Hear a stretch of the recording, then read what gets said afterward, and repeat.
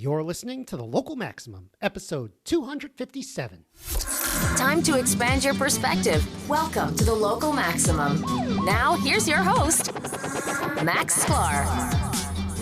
Welcome, everyone. Welcome. You have reached another Local Maximum. For me, we are now fully in the Hanukkah holiday, going to light some menorahs very quickly later today. And so this begins the holiday season. So I hope that Aaron and I can do a series of end-of-year episodes, as we usually do. I think there's quite a bit going on this year. We have to look back. We have to look forward. Do we have to look sideways? I don't know. What would that look like? Maybe Aaron can help me figure that one out. That would be a third episode. But today's episode concerns the debate that I did in episode 251, where I defended democracy despite all the frustrations with it, from the idea that monarchy is preferable. Very fascinating debate if you're interested. That is episode 251. I also wrote a blog post about the experience, which I think for those of you who are either doing debates or just doing public speaking in general, you might be interested in, called 9 Tips for Participating in a Public Debate. I shouldn't hold up one finger. I should hold up 9 fingers. 9 tips for participating in a public debate.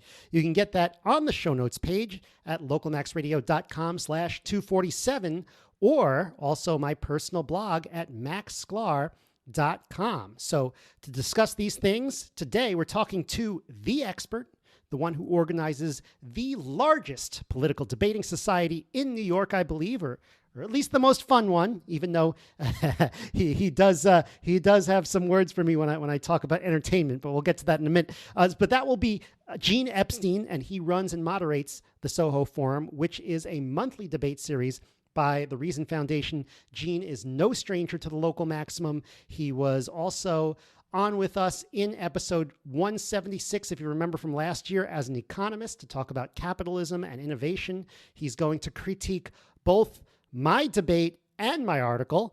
And then we're going to talk about some of his recent debates, particularly one that he did with Binyamin Appelbaum of the New York Times. I guess, what's the point of running a debate event or debate society if you can't get in the ring yourself every once in a while and do the debate? So that is exciting. Also, if you like listening to these things, these debates, go to thesohoforum.org and you can get tickets to go live in New York, or you can just listen online. I want to highlight the next debate concerning monetary policy will be on January 26th. So check that out. All right. Without further delay, let's introduce our guest of the week, the founder of the Soho Forum, Gene Epstein. You've reached another Local Maximum. Welcome back to the show. Yeah. Oh, thank you very much, Max. It's a privilege and pleasure to be on the Local Maximum for a second time. I know you don't invite guests back unless you felt they were interesting the first time. So I'm absolutely quite relieved that I made the grade with the great Max Sklar. Well, people saw the debate, and there were a couple people who were like, "Oh man, you did a debate. Wouldn't it be cool if you had Gene Epstein on and gave you a little coaching session?" So it was backed by popular demand. Oh, okay. Well, that's nice, Max. It wasn't really your free choice. It was just that your fans wanted me back. Well, of course I had to choose to do it too. So okay, Max, this is ridiculous. Here I am fishing for a compliment like some jerk. So I'll back off. Yeah, it's a privilege to be back. Pleasure to be back. And but you did. For those of your many fans who don't know, you did a debate at the Shell in New Hampshire. And one of the things that I want to suggest is, first of all, make sure that the audio is good when it comes to the Q&A. I don't. For some reason, the audio really faded when people started to ask questions. I don't know why that's the case. Well, well, there was no microphone for the people asking questions, so it was just the microphone on the stage, and it was actually my podcast equipment. It was so they asked me to be like I didn't realize that I had to be the AV person as well as the debater, and I was kind of like taken aback because I was like, wait a minute, I'm preparing for the debate. I can't set up the microphones. I could bring my microphones, but that was kind of an afterthought because I was more worried about the debate. All right. Well, all right. Yeah, no, it's just, New Hampshire, some you guys up there, you free staters, sometimes you give anarchy a bad name because Yeah. anarchy tends to be identified with disorganization, that there's no manager and all that. But okay, that aside as well, there should be a moderator who runs things, a moderator who just knows a few things to do. Dennis Pratt was sitting in the front row. He should have been the moderator. Dennis Pratt, by the way, to make a special announcement almost for the first time, Dennis Pratt will be a moderator at my forthcoming debate with David Friedman at PorcFest in late June. And David and I are going to debate an issue about which he and I do deeply disagree. As you perhaps know, David makes a big thing about repudiating what I prefer to call the zero aggression principle, or of course more commonly called the non-aggression principle. Thinking of it as relatively useless to make libertarian arguments, and then in fact arguing that it doesn't really hold up as a principle. That David does. I think David is a very valuable thinker in every other way, but I believe that he's a flawed thinker in this regard. And I thought it'd be interesting for us to have a debate on that issue. Now, Dennis is going, and that will be at the Shell, at PorcFest. Up in what's the town even called? Lancaster, I think. Lancaster, New Hampshire. And David has agreed to it, to the debate, and he's going to defend a resolution having to do with it. I'm going to take the negative. But in particular, the moderator, as I've told Dennis Pratt, make sure you, as moderator, steer the Q&A such that if a question is addressed to debater A, you turn to debater B for comments on the question. In other words, so that it doesn't really matter who gets the question directly. Right. The other side gets to comment, and of course gets to comment on the nature of the answer given, as well as on the question, so that we have a decent debate going during the Q&A. Now, this wasn't even done all the time at your particular debate, as I recall. It was less, it's not this debate was the minor leagues. You run the major leagues. So, we're just trying to get it together. Okay. Oh, come on. All right. Yeah. Okay, Max. I gather you're a high-paid professional in your field. And okay, it was the minor leagues. The point is that there's no reason why you shouldn't aspire to run the debate. You're right. Correctly. I don't know. Look again, as I've commented. No, it's good. It's good feedback. But I was looking for the Shell, and of course, you guys don't mind being insulted. I said the Shell looks like some garbage dump from the outside, so I wasn't sure I was in the right place.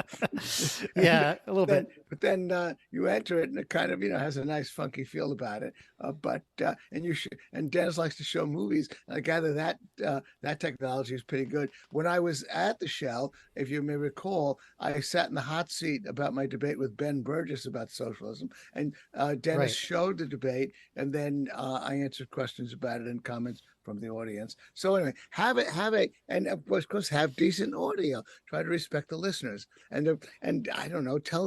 Dennis, of course, is a great man and a great philosopher, but of course he often eschews being an administrator. Anyway, I'm belaboring the point. Make sure you have microphone for everybody so that it can be heard. If you expect people to listen to it, look, we're going to segue into your 9 points for debaters. Yes, I also have notes on your debate too, because I listened to it. And the audience recognize the first point is your primary mission is to entertain the audience. That's your mission, and yet recognize that if the audience is going to be maximally entertained, they'd like to hear what goes on, and that includes, of course, if you're releasing it on podcast and on video, then make sure that it can be heard. We've recently screwed up in a couple of ways that bother me at the Soho Forum. We've screwed up. And of course, we have a responsibility to our audience not to screw up. So, okay, with that little lecture, I'm just wondering. Point well taken. I want to segue into your list of 9 points, which interested me. Okay. Yeah. Cool. I have it in front of me. But then also, I guess, let me comment on your debate. It was, I basically enjoyed it. It could, matter of fact, it would have, if I'd scheduled it as a Soho Forum debate, I probably would have had it at PorcFest, because it's a kind of a fun debate. It's ultimately not quite as clear an issue as for me as a libertarian as Well, let's most of the other issues. let's Yes. review what it is because they're not familiar. It was Yes, the I was about democracy. to say Okay, that. sorry, So, go ahead. yeah, okay. Sorry. I'm sorry. Yeah, I didn't have enough faith in you. I'll let sorry, you go. too much of a prelude. Yeah, it was about monarchy versus democracy, Right. and my first criticism, Max, of you was that had you asked me in advance how to prepare, I would say to you, do a deep dive into the book by Hans Hermann Hoppe. Oddly Yes. enough, in other words, here Hans Hermann Hoppe is a brilliant mind, even though he seems to have a thing about homosexuals. Yeah, a brilliant mind, even though he's a bit Yeah, of a he's not. Yeah. What? Okay. Yeah. I was going to say, what is he What? not a fan? All right. Sorry. Go ahead. What were Yeah. you saying? I'm sorry. What's your point? What? No. I was just echoing what you said. So, Well, I wanted to before as being a rationally garrulous person, I wanted to say recently that the recent attacks on Hans Hermann Hoppe, launched by Phil Magnus, were partly valid. He's scoring a few points against Hans. And I had a conversation with Stefan Kinsella, who's a friend of Hans's, and I said to Stefan, just read the stuff that Hans writes about gay people. He seems to think that if you advocate for homosexuality, you can persuade people to be gay. I said, well, maybe a few, but the vast majority of us really have no choice. There's an absence of free will when it comes to our sexual proclivities. 99% of us at least, we pretty much choose being gay or straight inadvertently, unintentionally. We really just fall into for Hans to really think that he wrote at one point that in our community we're gonna kick people out who advocate for homosexuality. He's clearly a homophobe. He's got something wrong with it. What? Yeah. That's a little weird. I mean, it's a little, not just weird, but it's like disturbing. Like, I wouldn't want to have, there'd be friends of mine, people in my family. Of course, obviously. Of course. Well, you're a New Yorker. But then he actually had in the concept of saying about advocating for socialism, homosexuality, as though advocating for socialism is the same thing as advocating for homosexuality. Even if you had a friend who frequently tried to advocate for homosexuality, you wouldn't necessarily terminate the friendship. You would say, "Look, I'm stuck with being a goddamn heterosexual. I can't choose homosexuality. You can't persuade me to do it because it's just not my thing. It was just ingrained in me." So my point there is that I told Stefan was uncomfortable about that. And I said, Stefan, you should acknowledge in defending Hans a few of his problems. And Stefan can't do that because he's a friend of Hans's. And I said, and Stefan said, well, I'm going to quit defending him altogether. I said, well, yeah, you probably should. The point is that I wanted to write a tweet and say, anybody who was going to deny himself the work of Hans Hermann Hoppe because he's got a few rather crazy quirks is doing himself a disservice. Hans Hermann Hoppe is a very stimulating thinker. Even when you disagree with him or don't quite agree with him, he's really worth reading for any libertarian. And of course, getting back to you and his book about monarchy versus democracy, I'm a little surprised that you didn't simply get up and say, I'm gonna, well, even though he's not here to refute. By the way, I did get the book. I didn't have time to read it all, but I did get the book and I did look through it. Time to read it all. No. All right. I guess this is not the Soho Forum. I'm not getting paid for this. Once again in the minor leagues, I guess. You won't even. Well, as a matter of fact, the book is a little bit repetitive. I know it's got the essays that sort of repeat with each other, and I listened. I started to listen to it on re-listen to it on Audible again last week, and I found that once I was about an hour and a half in, he began to repeat his points. And so I don't think it would have been a huge chore to be able to do that. I think you should have quoted Hans. You should have said that here is a deep thinker, very thoughtful guy. I don't know if you know Hans's book, A Short History of Man, is quite stimulating. You know that book? No, I don't. Well, it's quite good. I mean, all of his essays are stimulating and often persuasive. Okay, so again, I've been lingering too much on Hans, but I would have said that you should have targeted Hans Hermann Hoppe, and you would have said, even though he's not here to respond, I'm going to quote him copiously and respond. Now I guess I have to think about, what did you miss? He went into a lot of different history. What did you miss in Hans Hermann Hoppe? Well, actually, let me give it to you. It's almost like I'm conducting the interview. What do you think you missed? What do you think you missed? And maybe review the argument. You were, for the listeners, I guess I should have said, although you picked up on it, I guess that that Max was defending democracy against an opponent who was defending monarchy. Yeah, so first of all, let me like start how this happened. This was actually, the debate. I'm kind of, somehow I got invited to that, to the debate Signal channel, because maybe I had been to a couple of those, because I was a fan of the Soho Forum. So I said, why not go to a few here? And so I got on the channel, and then, it was Alu himself who wanted to debate this topic. And so he kind of wrote the resolution. I forget your opponent. What's his name? His name is, people call him Alu. I think his name is Elliot, but he's called Alu. So, A-L-U. Crazy New Hampshire. I don't know. So he was the one who wanted to debate it, and he put it out, and I was like, I always wanted to do a debate. I spoke to Gene. Gene's recommended I try a debate one day, and I was like, what? Let me say, sure, I'll do it. And because it's a topic that interests me, I thought it would be a little bit of a challenge. So I did it, but it wasn't like, I wasn't the one pushing the issue. Like I wasn't the one gunning to debate this particular issue. It was him. And I think he kind of likes to debate things that are more socially dangerous. So I was kind of cognizant of the fact that no one's going to come to me and be like, I'm not going to be on job interview. They're like, what? You once defended democracy? Get out of here. It's not, so he was taking the much more, socially risky position. So I do give him like a lot of credit for that. So I honestly, that was such a, like, when I was done, I'm going to have to rewatch it at some point, but when I was done, it was like so nerve wracking that I put it aside, and I was I don't want to rewatch it for a while. That's but right. Yeah, indeed, I thought that I had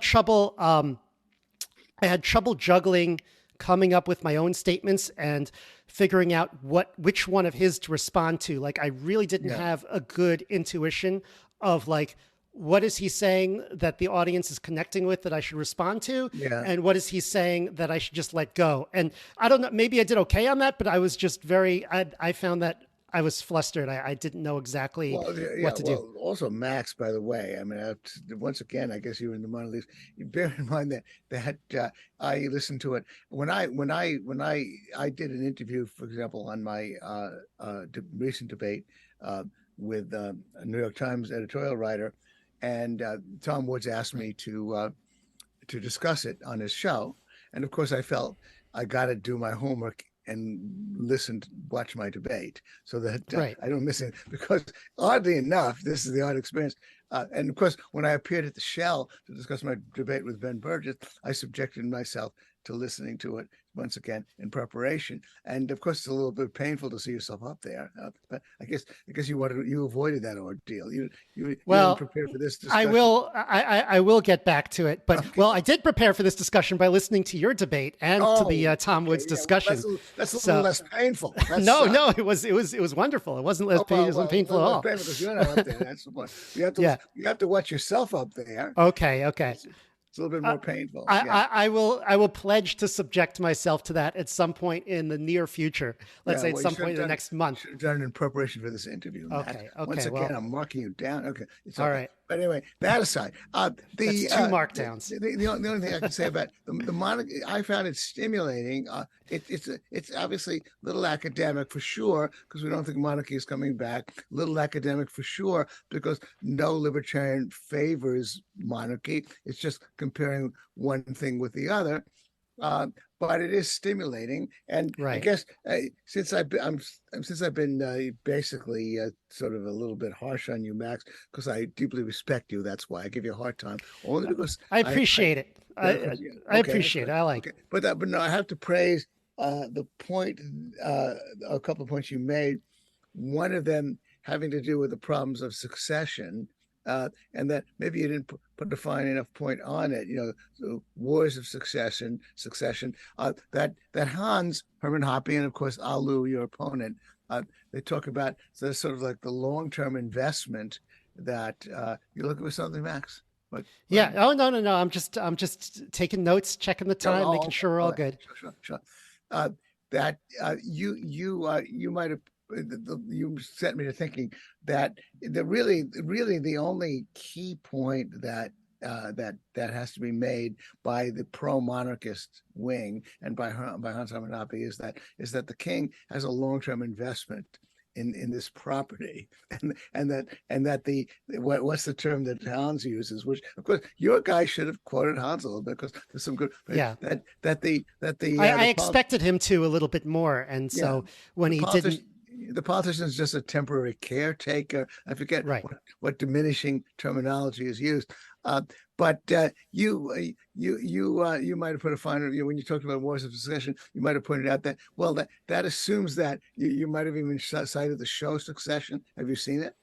I've seen parts of Succession, but I was thinking more of House of Dragon at the time. Yeah, I haven't seen that. The point is that, but not infrequently, because of regression toward the mean, because of a king who's got a lot of or queen who's got a lot of foresight and a lot of wisdom, you're very disappointed in your children, and they're rather ditzy. They're not really that capable, and similar to the Godfather, Fredo the oldest doesn't get chosen.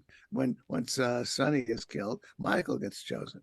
And the point is that you then, in the case of the Godfather, of course, then you have Fredo plotting against Michael. So the point is, you this idea that there's going to be this orderly succession when it comes to heredity is a little bit up in the air, as to whether it can really happen. And as you said, you could have really bad times when that kind of division happens. When, let's say, the younger sibling is given the job and the older sibling decides to lead a revolt among his loyalists, Yeah, that was actually one of the arguments where I wasn't sure how strong it was until I did a little bit of research. And then I found out just how common it was. And also and then I found out Mises had commented on it as one of the big problems. And some friends of mine who are not in these circles were like, well, who's that? And I'm like, no, this group is going to love that. And so where did Mises comment on it? Do you know? Yeah. Well, so I had a quote from him, and I can't bring it up in front of me right now, but where his argument for one of his main arguments for democracy was preventing these kinds of wars. And so once I saw him making that argument, I'm like, okay, it's good that he's making that argument because that really helps my argument for this audience. Preventing the wars of succession. Yeah, right. I mean, I gather. You inspired me to think of my Bible, my Old Testament. I guess you're not Jewish, are you, Max? I am. So if you're Jewish, and you probably know your Bible was after King, after Solomon, I guess. Well, there was a really Absalom, Solomon's kids, the kingdom divided. That was the split between Israel and Judah, the north and the south. Because of a succession problem, I believe. Yeah. And because again, you don't. And in the case of the serious succession, which is of course about business, he doesn't think any of his kids can really take over, and so there's an incredible amount of fight between them, and so indeed, I guess that's a kind of a key point. So you don't get this great foresight on the part of the king necessarily, and then indeed, just because it's your children, do you really have a long-term investment? And then, of course, obviously, you still have a kind of a dynastic attitude on the part of some politicians as well, by the way. Right. And there are, you and I obviously are libertarians, and we don't have much of a high regard for politicians. And we do see, of course, some force to the argument that they're temporary and that they'll loot the treasury and all that, the rest. But every once in a while, they care about how they're depicted in the history books. Sure. So the differences are not as stark as Hans tried to emphasize. I tried to make the argument, and people, I got some feedback that it wasn't. They were kind of confused about where I was going with it, like with the argument about the test that you're going to take, where I was trying to make the argument that at some point you're, I'm a huge believer in economics. I'm a huge believer that incentives work, but on the individual level, at some point your incentives are maxed out. At some point, either a person doesn't want to do something and there's nothing you could pay them to get them to do it, or they're incapable of doing something. So no matter how much incentive you give them, they're not going to do it. And I think that applies to a monarch too. Like if you're like, well, just think about 50 years from now, make the best decisions. How do they know? They have no idea what they're going to do. Yeah. And so I was trying to make that argument. I felt like it didn't get through as strongly as I could have made it. Yeah, no, that was a good point, I guess. And then actually, when you played the Bismarck card, you said, here the welfare state, the model for the welfare state originated basically under a king. Right? I mean, and so the idea that the other part of Hans's argument, I guess the key argument, that under democracy people vote for the politician who keeps giving them transfer payments, and there's some validity to that. But then, of course, the motivation for the king to provide bread and circuses, the emperors in Roman times, to provide transfer payments to the populace in order to win popular support, there's a powerful incentive to do that as well. And of course, when King Henry, come to think of it, another inspiration, King Henry Louis XIV, the famous French line, "Après moi le déluge." You know what that means? Yes. After me, the flood. After me, the deluge meaning the mess. And I don't even, he had kids, so he didn't even give a damn. So yeah. So it's all a bit exaggerated, and of course, then the strengths of the democracy are. I mean, every once in a while, you do have. Maybe the most heartening thing to my mind about the recent exercise of voting is that the politicians who were on the side of the teachers unions, who were basically against school choice, was in Pennsylvania, the guy who said parents are not the ones to decide about schooling, he got trounced. Virginia, I think. I could be wrong. Was that the one with like Glenn Youngkin last year and Terry McAuliffe? It slips by me so much. I probably have the wrong state, but so I'm just showing how poorly I follow all this electoral politics. But certainly it's probably better off. Certainly it was heartening to see the voter. As a matter of fact, it was Richard Epstein, who was no relation of mine. But when I was asking why some of this upset voting, he said, "Well, the one thing you can't, you start telling parents they have no say in their kids' education, then that's death at the ballot box, and so on." And so every once in a while you find heartening intelligence on the part of the people, and rebellion against war. If a war goes on too long, they start getting weary, and you suffer at the ballot box, for that reason as well. So there's some virtues in the ballot box.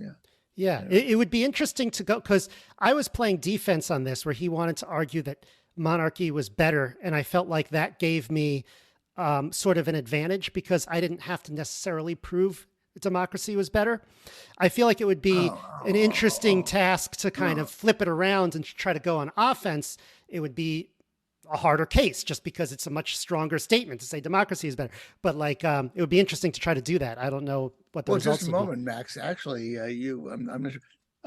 Now, oddly, forgive me, but I'm forgetting. You were the affirmative? No, I was the negative. He was saying, he was like, the wording of the resolution was strictly what again? It was monarchy is better than representative democracy. So it was a greater than sign. It was, Well, okay, Max. I guess all that really amounts to is that to say the burden of proof, really, for you, he put the burden of proof on himself with the resolution. Well, I think you're exaggerating a little bit. Max. Okay. No, oddly, strictly speaking, if that's the wording, let me explain something to you, which is a strong issue for me.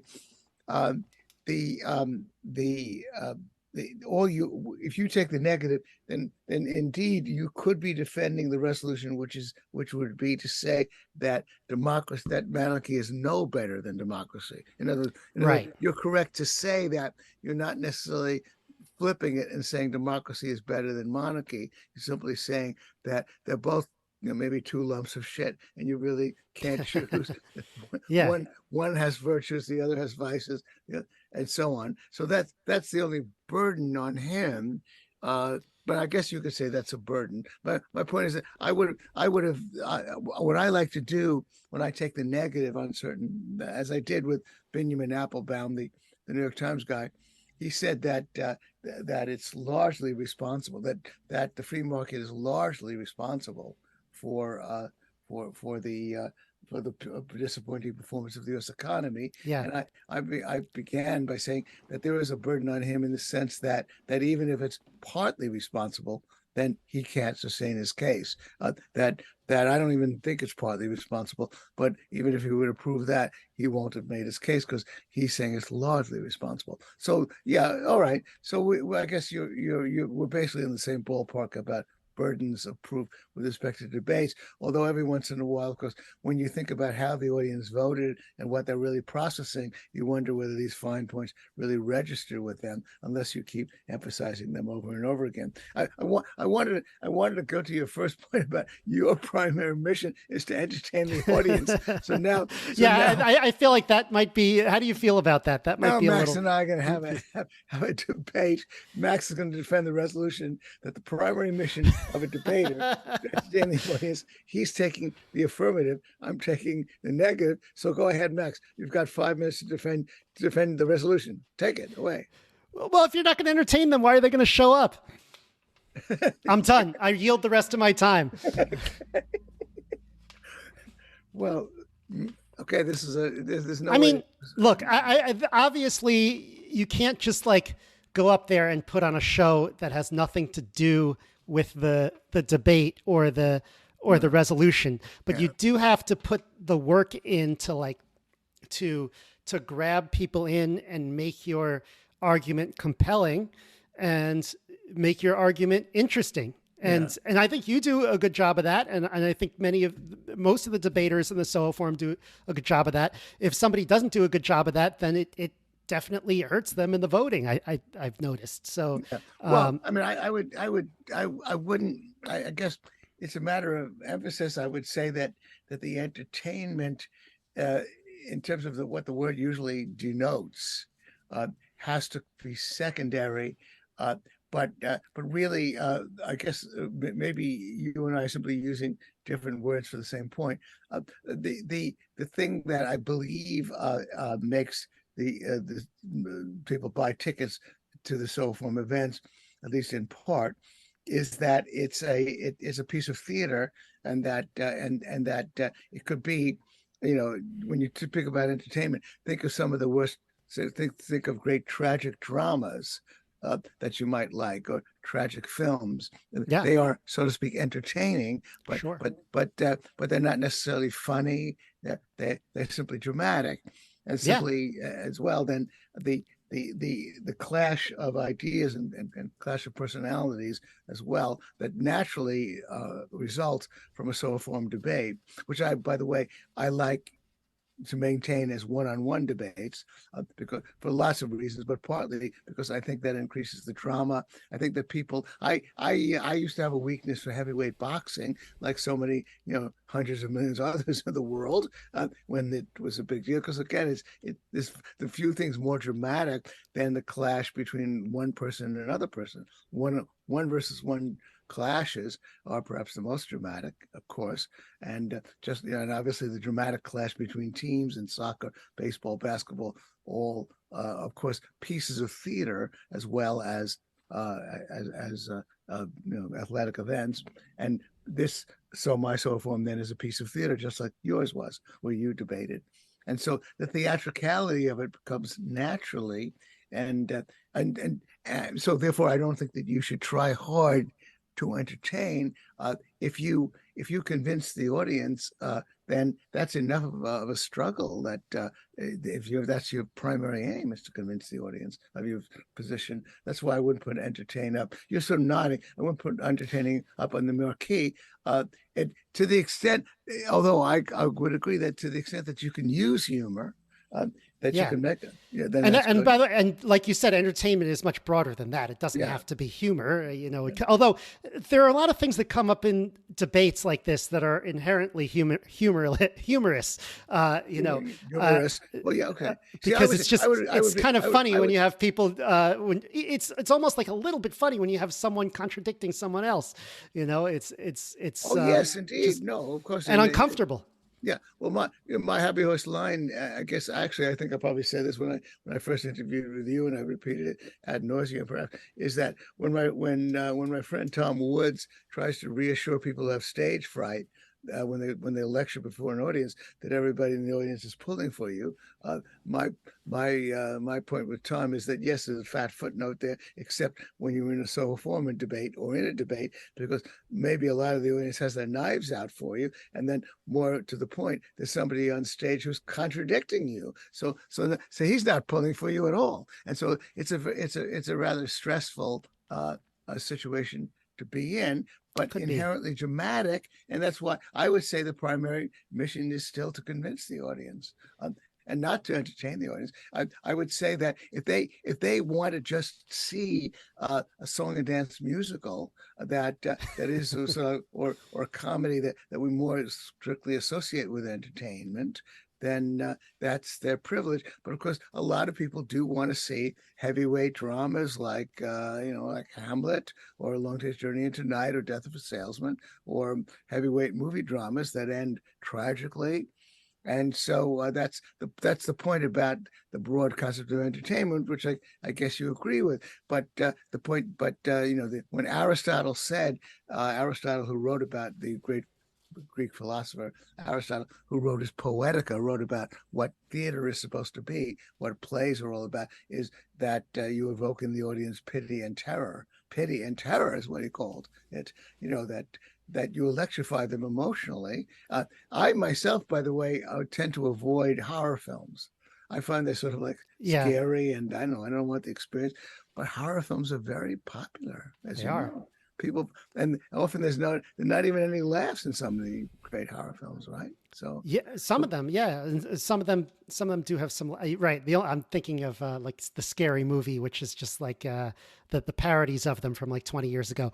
But parodies that make fun and make them into jokes. But people like that. Same reason people like roller coaster. I don't particularly like horror films, but I like roller coasters. So maybe it's the same sort of a situation. Well, thrill, a scary experience. So therefore, I would say that the entertainment will naturally. I would modify. My primary mission is to convince the audience, because the setup, the director, and the production is already giving them the entertainment that they might seek in seeing an interesting clash of wills, a clash of ideas, the possibility of an outcome, which of course is like, quote unquote outcome. It's just a sampling of the audience, sometimes indecisive sampling, because in my case, only about half the audience actually votes. And so I would say that a margin of victory of at least 5% would imply some kind of victory. And then even then, ultimately, those people are going to watch it on video and listen to it on audio are going to judge who they think won. So it's a kind of an attempt to give a little bit of a theatrical climax to the evening. And that's why I say it's the Soho Forum Tootsie Roll, and I toss the Tootsie Roll at the winner. The moderator does. Anyway. I mean, and that's interesting in and of itself, that it's just a little piece of candy. It's the whole thing is about. Okay. So I think with that first point, I'm also like convincing myself. It's kind of like a pep talk to tell people, like, don't be so robotic. It's not like for me where I'm programming computers all day. This is not writing this is not writing software. This is you got to get up there, loosen up. Don't be human is I guess. You're inarticulate in an inept attempt to just make those points when you say entertain. but no, indeed, you're absolutely right that since it is a theatrical performance, It's not just. Certainly, of course, in print you want to charm and entertain and make it readable. But of course, when you're up there, you're actually talking to the audience. Then Right. I want to recognize that your personality has got to come through. Although it's maybe you could be directed by others. I accept suggestions from others. As you know, my big taint, which my assistants have now haunted me with, since they're now selling swag with that picture of me on, and they're running on Instagram that moment when I yelled at Bhaskar Sankara, learn some economics. Oh And yeah, I was there for that. It's apparently had hundreds of thousands of views, and my assistant Jane assures me that while it was dumb to do during a debate, he said every once in a while some of us do think about some of these progressives. Please learn some economics. The yelling at them would be a good idea. But the point is, I made the mistake of losing my temper with Bhaskar Sankara in that particular debate. And so I mean, actually, some of the audience liked it anyway, but certainly it was unwise of me to do. And so your point is really that that you, while your aim is to convince the audience, what do you want to do? You want to convince the audience, possibly, if possible, with humor. Now, I knew I had a couple of, for example, getting back to my debate, Binyamin Appelbaum, again of the New York Times, he defended the resolution that the free market is largely responsible for the dismal performance of the U.S. economy. And so I knew that I probably had a couple of jokes at his expense when I quoted him on having taken a number to the third decimal point in order to prove his point. He had and I used that line, if you torture numbers long enough, they'll confess to anything. And I said, and Benjamin clearly felt it necessary to torture them to the third decimal point in order to get them to confess. You also had another good line in there, which got a laugh, which was taking his writing on housing, and then, I mean, it's kind of an old trick, but then announcing who it was after the, saying, oh, this was written by my opponent here. And then it was, I don't know, it was pretty funny. Right. Because you're thinking like, what is he talking about housing? It's like, oh, that's the other guy's article. No, and I saw Benjamin actually flinch. When I watched the video, I saw Benjamin actually flinch when I mentioned that. So if you possibly can, but oddly, you can't always make jokes. You want the jokesters. Sure. You're not up there to make people laugh. You're up there to convince them. And the only thing, of course, obviously, is that you want to the extent that you can, you want your personality involved, but you want the force of your sincerity and your argument to come through. And you don't want to get angry, even though your opponent is sometimes saying outrageously stupid things. And so I always have to control my anger. And so, because that's a part of me, and that's always good advice. Well, we're dwelling on. We should go to your other points. This is we can have a whole. We could talk a lot about this one point. Your audience is good, and I guess we agree with that. Although, of course, we'll see what I would put up front. Of course, obviously, your primary purpose is to I would say, to rewrite your primary purpose is to convince the audience of your position, and that in so doing, that I would write, in so doing, use humor if you can, but only if it flows naturally from your argument. Right. No, you don't want to fit something in that doesn't fit with your particular argument or your personality. Yeah, no, there are speakers. It's the old convention. A speaker starts with a joke. When I delivered economics talks, I would often use a joke, so on, but which only loosely related to what I was about to say. So that corny stuff, sometimes you still might do it if you deliver a lecture, but not when you're doing a debate. I also think you shouldn't be overly sincere in being nice to your opponent, in saying, "Oh, I'm really grateful. What a worthy, great person." I know, whatever. Sometimes people get a little bit excessive in that. Sure. Way, but also, most importantly, the delicate balance between speaking with great sincerity and even passion, but somehow or other avoiding character assassination against your opponent, and hopefully exposing your opponent's stupidity without calling him stupid, which of course is difficult for me. But then your opponents haven't been stupid though. Like the last guy was clearly very clever. I guess I put a high bar for stupid. I mean, God almighty. I mean, Benjamin, what are some of the things he said? Yeah. So, let me think of some of the things that Benjamin said that were slightly crazy. I mean, when I said to Benjamin, oh, sure, you could get smart people to say things that are slightly crazy or even very crazy. Okay, well, crazy. Look, pretty ignorant for somebody. When, for example, when he put in a measure of compensation as a share of gross domestic product. He made two mistakes, but I said he didn't include benefits. And I was frustrated that I didn't respond. I said Benjamin obviously values his health benefits and the contributions to a 401k at the New York Times, but he doesn't include that in his measure of compensation. He excludes that. And then he got up and said, well, if you think that medical benefits are worth any more than and worth so much today, then be my, I don't know if you probably don't remember when he said that. He was I don't remember. No, I don't remember that exactly, but if he said that, that's a little, because everybody knows that like health insurance is a big part. It's a big draw for many people for their jobs. It's a big draw, and a lot of things. Yes, indeed, and a lot of things that and actually, oddly, I tell you this. Maybe you don't know this point that in my day, and when I was in my 20s, I'm now 78. None of us really thought about getting health insurance when we had a job because the cost of seeing a doctor every once in a while was not really that big a deal in your budget. And then secondly, or a dentist. And secondly, if you came down with leukemia, you'd be dead anyway. But that's the key point, which is that, or if you needed a bone marrow transplant, there were no the odd possibility that in your 20s you would catch a really life-threatening disease. You'd be dead anyway. So what's the point? But now, leukemia is no longer a death sentence. Now, and you could get bone marrow transplant. If you come down with something serious in your 20s, it could cost a lot of money, but you want the health insurance on the off chance that you get it because they can save your life. All I'm saying is getting to Binyamin. As you said, health insurance is important. He said that. Okay, he said a lot of dumb things. I don't know if I should dwell on what Binyamin said. I had a list of things that he said that I was kind of confused by, and yes, we can go into them if you want. But go ahead. That he said or that I said.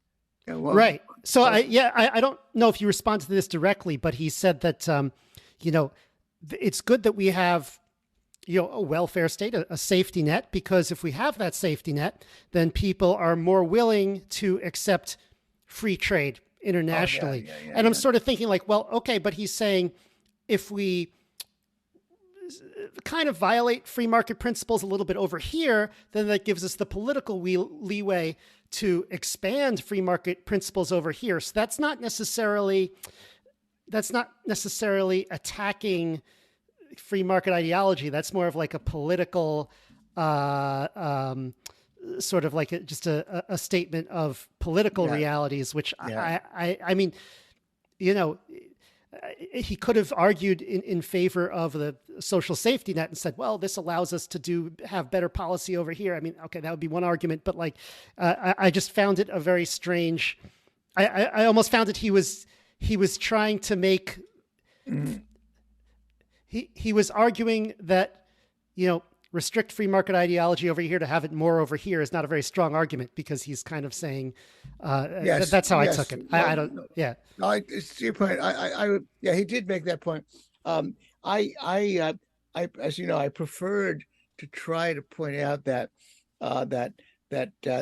he had put a toe in, and this is when I quoted his article, in trying to understand that government policies are making it difficult for people to get other jobs, to have free mobility, and that if we opened up these opportunities for people and didn't constrain them with housing policy as well as with restrictive licensure, then we could cure a lot of the problems that concern him. That we could enhance the mobility of labor. So I wanted to harp on that particular point rather than I address the point that you made, which is that indeed I didn't specifically address that point. Although I guess you're making an interesting principled argument that I might make in front of libertarians. Although when you talk about know your audience, number two, in a way, one of the way, in a way, it has to be footnoted to say, know the audience of people, the most subtle thing, know the audience of people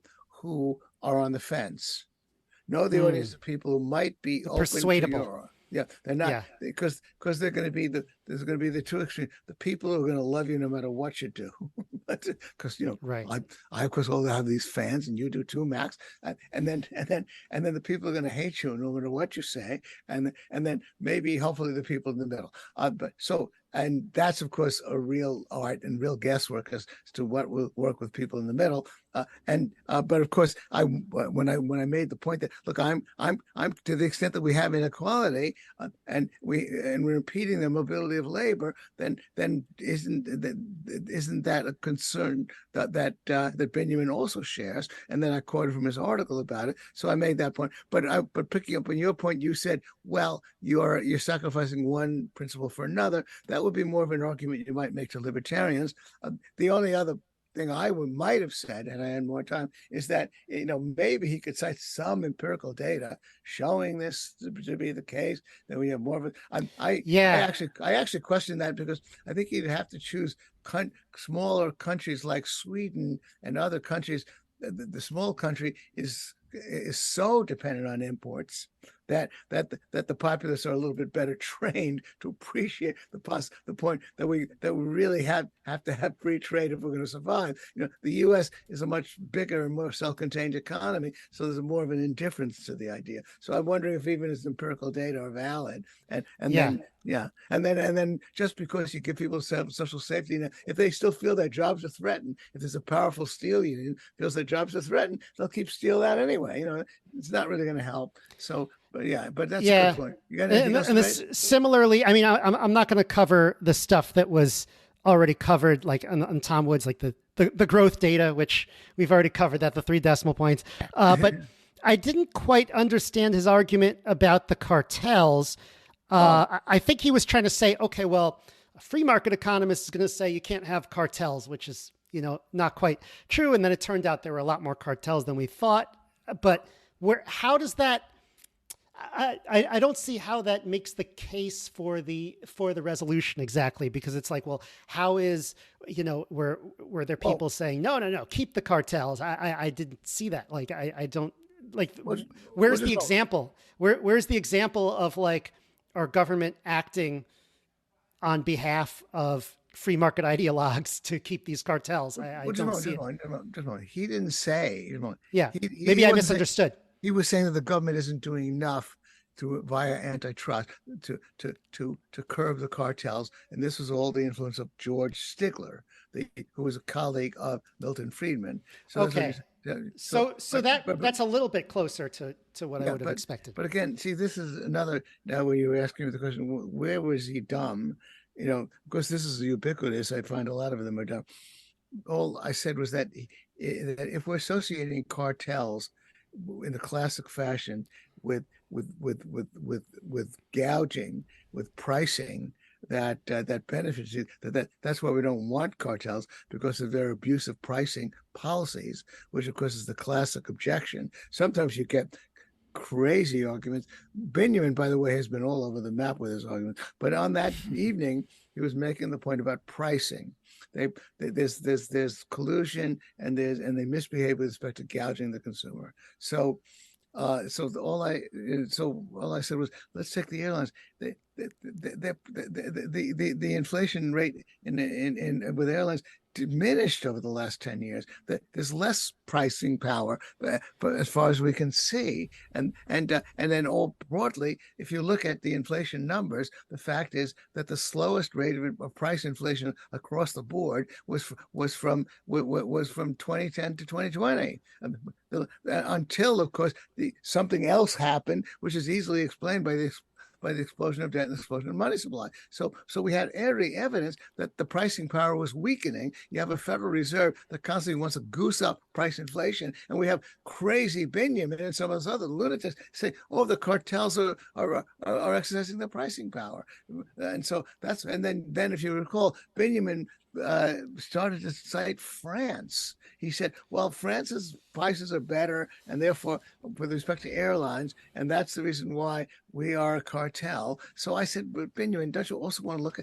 internally at the pricing patterns in the U.S.? So anyway, that's what the argument was there, and that's why, again, the cartel argument is so crazy. Yeah, Because I also feel like, as someone who's worked on causality statistical models for profit, I feel like the causal, I have a high bar for causal arguments. You can't just say, this happened and this happened, you know? And so I would have, if you were here, I would say, I would have liked to have seen a more comprehensive causal argument for that. Well, the causal argument, well, whether he can't make it. Well, again, no, Max, look, the first place, again, if you see on its face, the airlines measured by the Bureau, the airline fares were mostly down from 2010 to that the pricing power of airlines was weakening. Clear evidence of if you just look at the price patterns as tracked by the Bureau of Labor Statistics. Does he want to question the numbers? So therefore, on its face, what the evidence you have is that the market was getting more price competitive rather than less. So the manifestation of a cartel, which would be pricing power, is completely the opposite. So you're almost speaking abstractly, like he'd have an intelligent case, but then he wants to compare it with France. He doesn't where you obviously run into problems when you start. There are way too many confounding variables there. Like you can't compare it with the point is, on its face, it's a joke. And then, of course, I mean, there are other crazy people like Robert Reich who start saying, well, the cartels now are in charge, when clearly they suddenly got in charge once the monetary explosion happened. The cartels had no power at all, and yet they suddenly got powerful in 2021. So that's the reason why I lose my cool sometimes in thinking about the stupidity of these people and the kind of cockamamie things that they can invent without any evidence at all. Yeah. So I'll tell you where I think he was.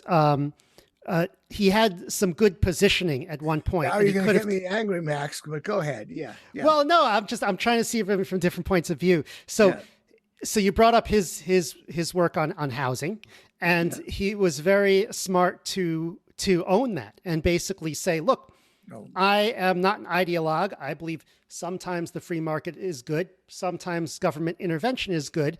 And if he had organized his thoughts a little better for the audience and just said, hey, look, here are some examples of free market ideologues said X, government did Y, outcome Z, and made it much more compelling. And if he had a few of those, even if we disagreed with the chain of reasoning, but if he kind of hammered home his examples and said, look, I just believe in evidence, then I think it would have been a much stronger argument, much more difficult to take head on. Well, broadly speaking, what really happened, Max, was that I felt his debate was falling. His position in the debate was falling apart so quickly. Basically, he retreated from the resolution, which is to say, free market ideology is largely responsible for what's gone wrong with the economy, and I said, really, it's progressive ideology, but I can't prove all that in the limited time allotted. I can only say that Binyamin hasn't made his case, but then in his own summary, all he's really saying is that we need a balance. He's then taking the high road, and he's saying we need a balance between government and the free market and capitalism. We definitely need capitalism. We definitely need government. He's just making a sort of abstract case for the role of government in the free market, but that has nothing specifically to do with the specific case he's supposed to make, that free market ideology is largely responsible for what went on. He basically retreated from his own argument, and all you're really saying is that he could have, if he didn't do that, it would have been better. But of course, I was amazed. I picked up 6 points and he picked up 9 points, but of course it was a small margin, too small to count. But I'm amazed that he even picked up 9 points. Yeah, well, I mean, it's tough, when you're that. When you start off with such a low number, an audience against you, it's easier to pick up some of the marginal let people. Me say, Max, once again, you're the 1000th person I have to correct on that. Yeah. I can only tell you that if you look at the Soho Forum numbers, and you obviously can Well, say, that would well, be this. by the way, that would be an interesting data set. I'd love to, Okay, maybe I well, should like write Max, that the down data, and start Max, analyzing. Max, if you go on Yeah. our website, past events, you'll find that all of the numbers are provided for like our 72 debates. There was one debate where we couldn't do an Oxford style vote because that was with Joseph Stiglitz, the Nobel Prize winner. His wife demanded that it not be a debate, so we couldn't do it to do an Oxford style vote. But on more than 70 of the debates, we've done an Oxford style vote, and it's easy enough to simply eyeball the numbers and group them, and you'll see that that it's pretty much of a wash. That the side that starts with 50% or more has as much chance of winning as the side that starts with 10% or more, and so so that use any threshold that you want, and you'll see that it's random. There's no pattern. There's no evidence from our 72 debates with records that the side that starts with a lower percentage. I'd love to crunch the numbers on that. So maybe I'll try to do that and get back to you. Well, you're a scientist. I did a simple back of the envelope look, and you're a scientist, so you should take a look. I think you'll find it's just too written. There might be a little bit of an edge, but really not enough to write home about. That. Yeah. The one that I did, I was surprised that it was so even. Well, it was a very small audience, so that's part of it. But I was surprised it was so evenly split to begin with. I had no idea walking in what it was going to look like. I know. Well, surprised. Well, yeah. That's interesting. I mean, on that particular debate, I could imagine that libertarians would sort of be open. Although, by the way, I mean, you're now reminding me of what else I was going to comment on. I, as you perhaps know, do not announce the initial vote. I could announce the initial vote once it's taken, but I only announce the initial vote and the final vote when the final vote comes in, and I do that partly because I don't want to make too much of a big thing out of the Oxford style voting. It would also be interesting, like, not to know, because going in, like, I sort of knew, okay, like half the audience agrees with him, half the audience agrees with me. It might be better if I was just not focused on that at all. Right. Yeah, although I've got to say, and maybe this is just the human brain focusing on the negative, I definitely only heard the people in the audience who were supporting my opponent in the debate. So it felt like he had much greater support than he actually did. Well, there you go. So you're then, I think, elaborating on my point. I would advise anybody who actually runs your debates at the Shell to save it until the end. The point again, the end is that's the Tootsie Roll climax. It gives you a little bit of a point to the evening. And so I announced, well, the initial vote, you would have done. The initial vote was even 36, and now what's happened? So then you announce the whole damn thing. And then, as you say, in your own case, it takes the sort of the crazy pressure off.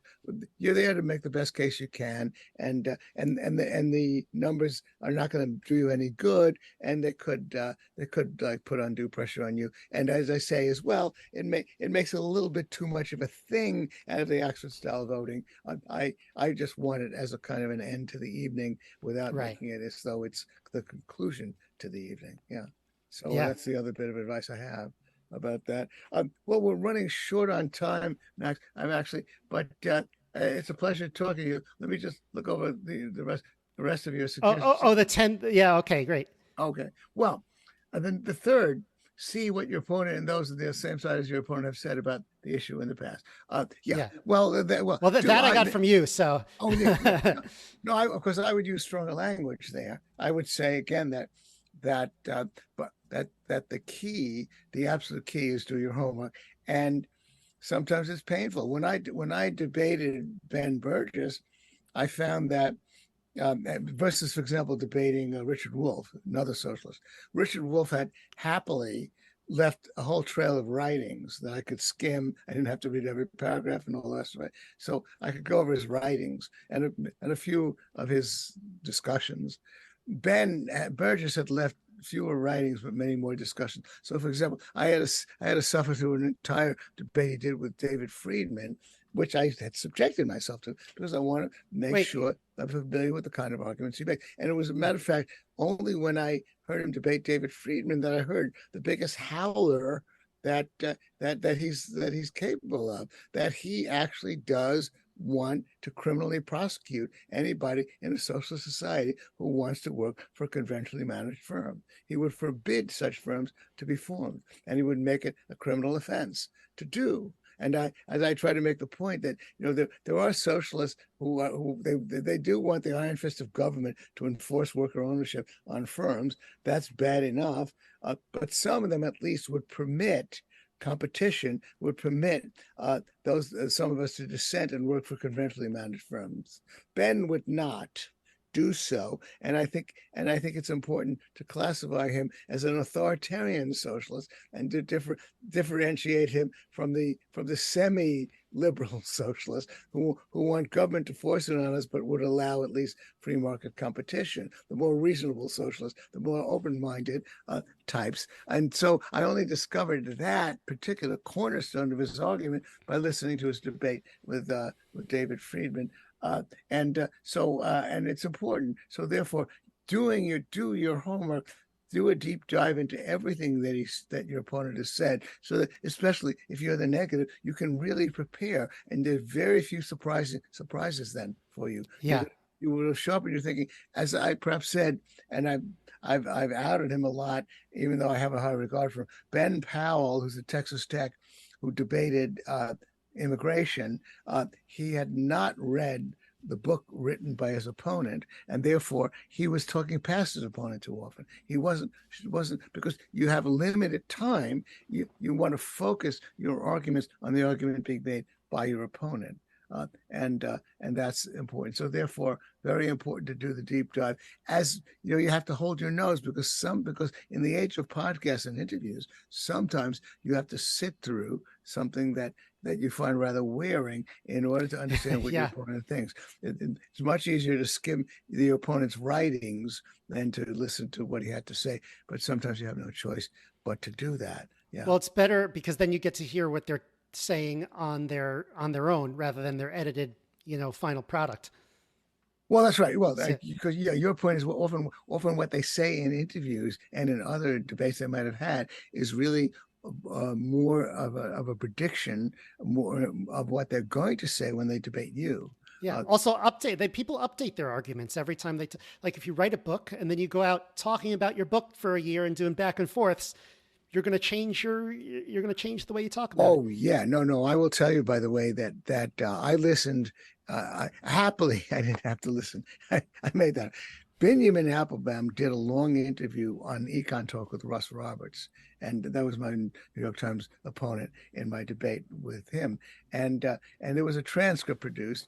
And I will tell you that I could have embarrassed Binyamin because he keeps changing his story. Really, the best summary of it is he did a book and he wanted to give it some point. Well, free market ideology is at fault, but really he was just doing a sort of a breezy history. And so he made different arguments to Russ than he made to me. He's really a moving target because he is so confused. So therefore, every once in a while, particularly the evolution of your opponent's argument is such that you see that if he seems to change his tune from what he wrote and then change his tune again, you're going to have to say, I don't know what the heck he's going to say the next time. He may change his tune once more, and so that's a little bit of a problem. Well, sometimes I did miss the opportunity to quote him against himself a couple of times. I could go into that, but not a big deal.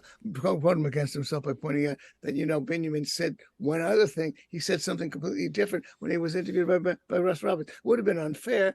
Well, now this is Binyamin's argument. Fine, I'll deal with it. But it's not what he believed a year ago.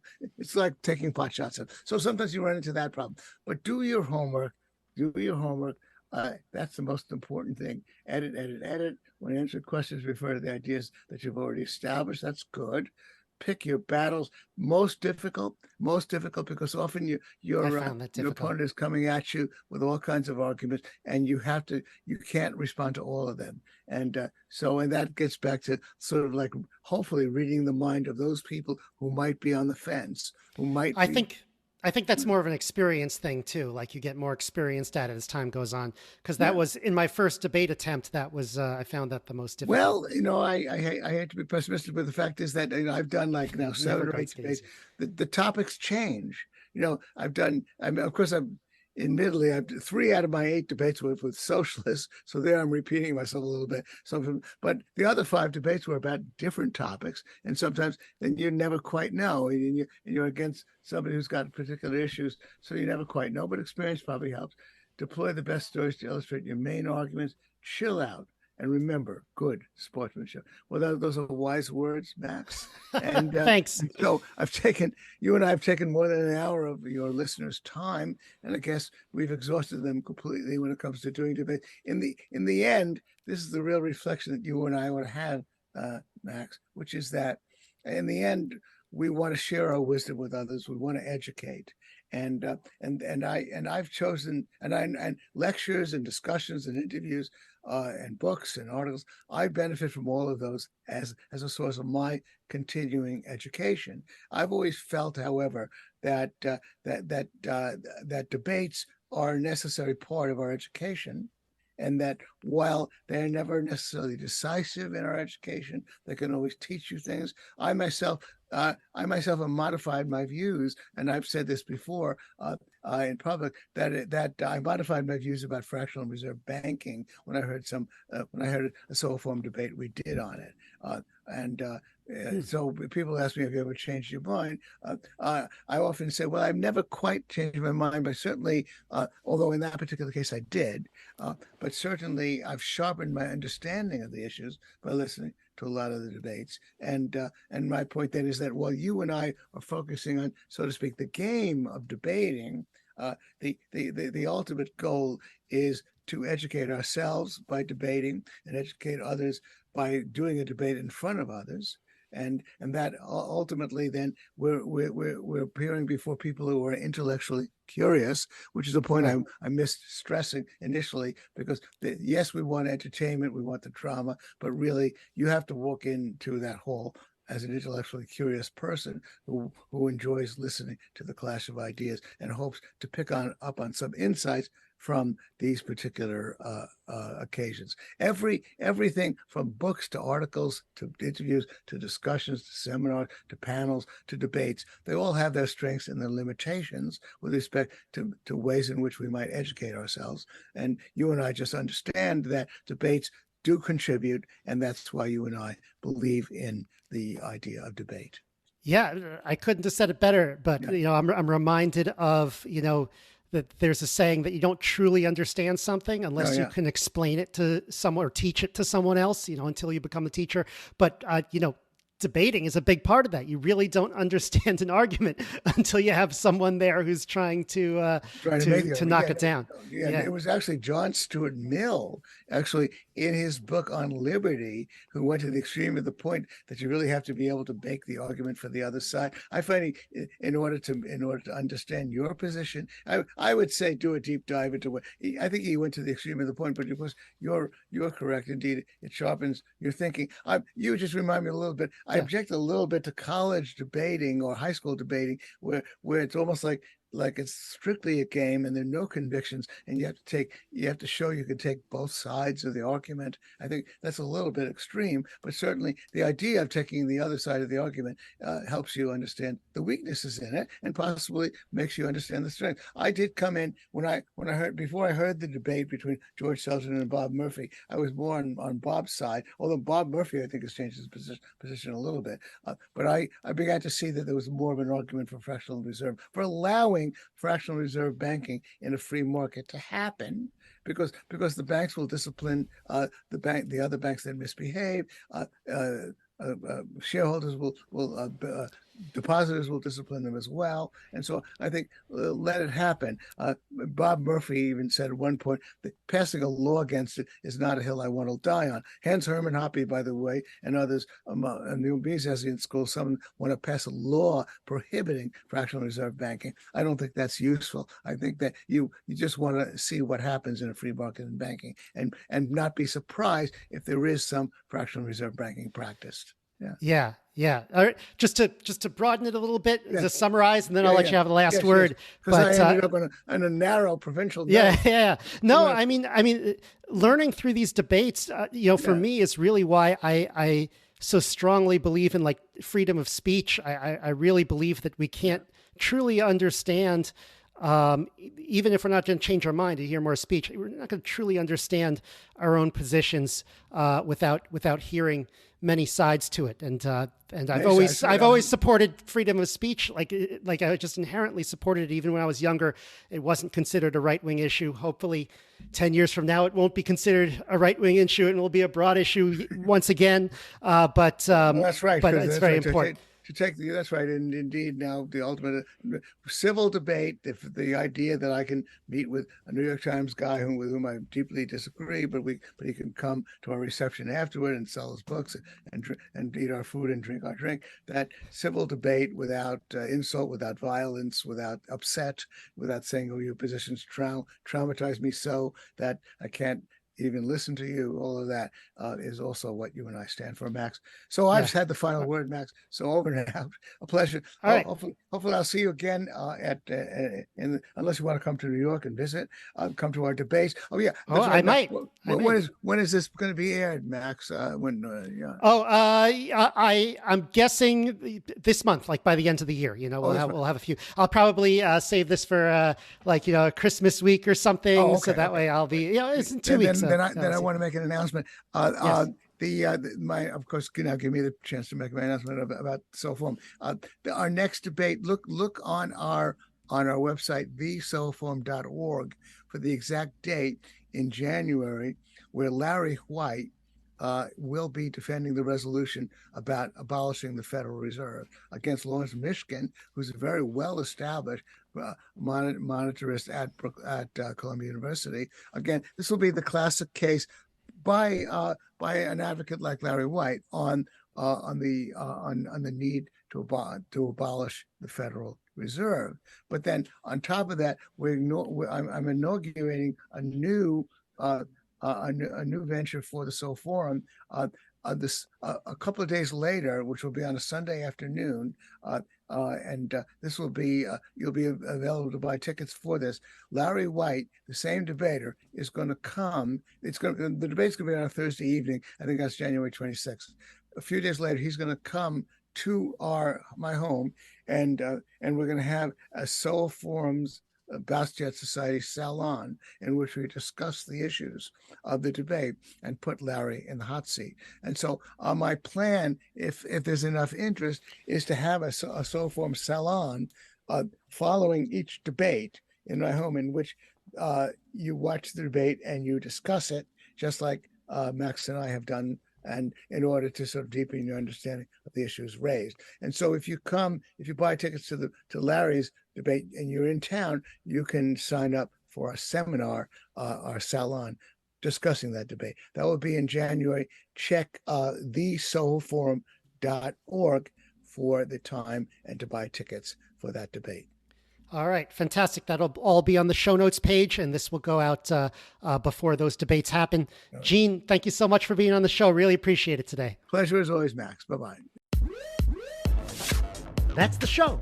To support the Local Maximum, sign up for exclusive content and our online community at maximum.locals.com. The Local Maximum is available wherever podcasts are found. If you want to keep up, remember to subscribe on your podcast app. Also, check out the website with show notes and additional materials at localmaxradio.com. If you want to contact me, the host, send an email to localmaxradio@gmail.com. Have a great week. Feel the power.